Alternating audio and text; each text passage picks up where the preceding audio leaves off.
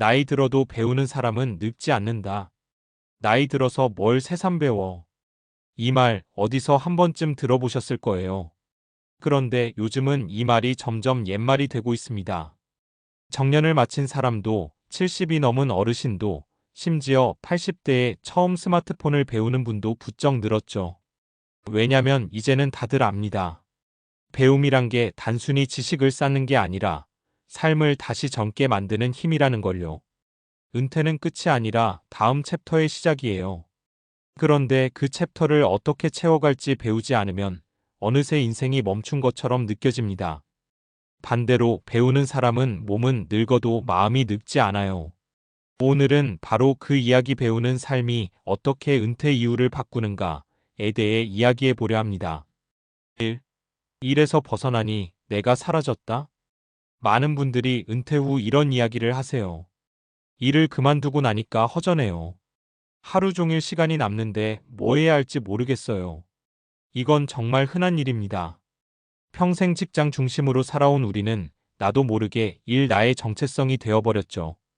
그런데 그게 사라지면 나 자신이 공중에 붕 뜬 기분이 듭니다. 이럴 때 배움이 나를 다시 세우는 일이 됩니다.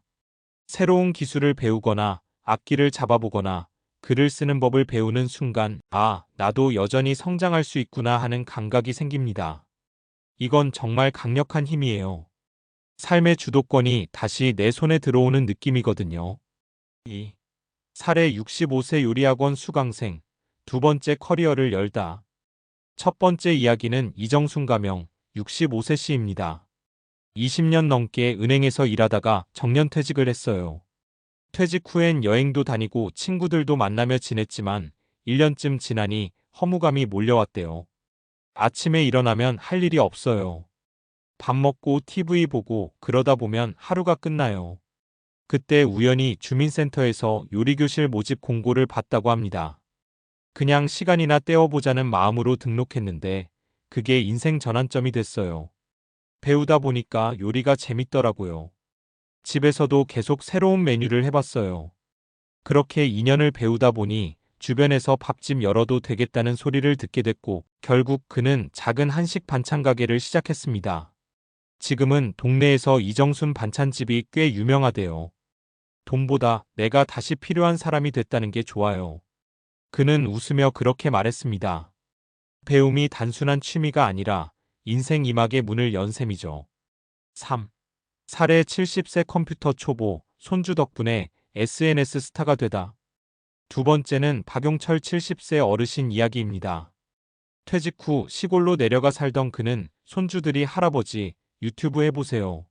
라며 놀리듯 말하던 게 계기가 됐어요. 처음엔 컴퓨터 켜는 것도 버겁고 카메라 앞에 서는 건 더 어색했죠. 그래도 배워보자 마음먹고 지역 평생교육센터의 시니어 미디어 교실에 등록했습니다. 6개월 동안 열심히 배우더니 직접 시골 밥 브이로그를 찍어 유튜브에 올렸습니다. 처음엔 조회수 30회. 하지만 꾸준히 올리자 사람들의 댓글이 달리기 시작했어요. 할아버지, 텃밭팁 유용해요. 이 영상 보면 마음이 편해져요. 지금은 구독자 2만 명이 넘는 농부 할아버지 유튜버로 활동 중입니다. 배운다고 해서 꼭 젊은이처럼 될 필요는 없어요. 그냥 내 이야기를 할 수 있게 되는 게 중요하죠. 그의 말이 오래 남습니다. 배움이 단순히 기술 습득이 아니라 세상과 연결되는 문이 되어준 거죠. 4. 사례 60대 주부 그림을 배우고 마음의 평화를 찾다. 세 번째 이야기는 김명자육 12세 씨의 사례입니다. 남편이 은퇴하면서 집에 머무는 시간이 많아졌는데 둘 다 하루 종일 집에 있다 보니 자꾸 부딪히게 됐다고 해요. 사소한 일에도 짜증이 났어요. 내가 왜 이렇게 예민할까 싶었죠. 그러다 우연히 친구 따라 수채화 강좌에 나갔습니다. 처음엔 그림이 아니라 그냥 사람들 만나려고 간 거였어요. 그런데 붓을 잡고 색을 섞는 그 시간들이 마음을 가라앉혀줬다고 합니다. 그림을 그릴 땐 잡생각이 사라지더라고요. 나중엔 남편이 제 그림 보면서 당신 요즘 표정이 달라졌네 하더라고요. 지금은 동네 문화센터에서 그림 강사로 봉사활동도 하고 있습니다. 누군가를 가르친다는 건 내가 여전히 살아있다는 증거 같아요. 그녀는 배움 덕분에 은퇴 부부의 평화를 되찾은 셈이죠. 5. 배움은 적응력을 키운다. 은퇴 후 가장 큰 고민 중 하나가 변화에 대한 두려움이에요. 시간이 남고 사회적 역할은 줄어들고 익숙했던 일상은 사라지니까요. 그런데 배우는 사람은 이 변화에 훨씬 잘 적응합니다.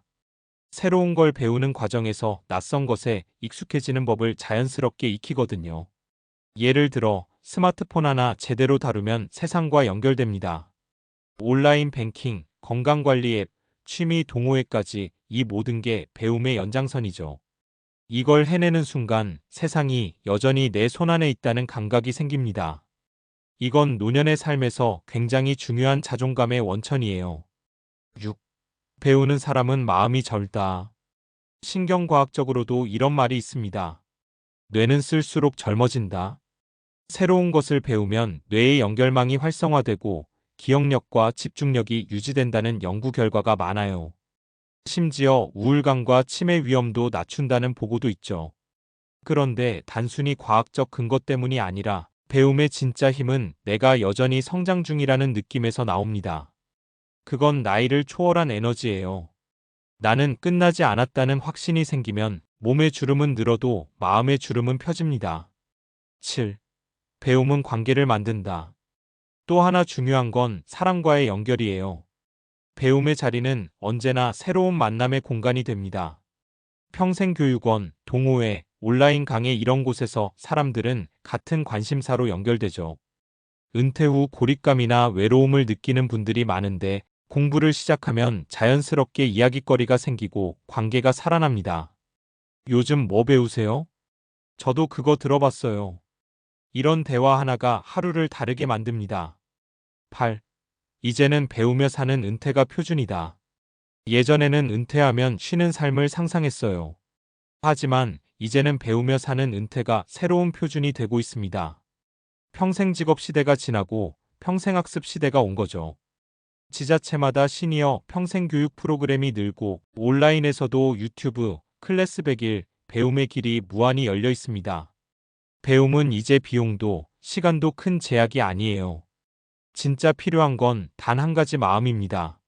한번 해볼까? 하는 그 용기. 9. 마무리 배움이 인생의 온도를 지킨다. 누군가는 말했죠. 은퇴는 일이 끝나는 게 아니라 의미를 새로 찾는 시간이다. 그 의미를 찾는 가장 확실한 방법이 바로 배우는 것입니다. 공부를 한다고 해서 모두 전문가가 될 필요는 없어요. 그저 배우는 과정 속에서 나를 새롭게 발견하고 세상과 다시 연결되는 경험을 하는 것. 그게 바로 젊게 사는 비결이에요. 몸은 나이를 먹어도 마음은 배움을 통해 늘 새로워질 수 있습니다. 그래서 저는 이렇게 말하고 싶어요. 나이 들어도 배우는 사람은 늙지 않는다. 그는 단지 더 깊어질 뿐이다.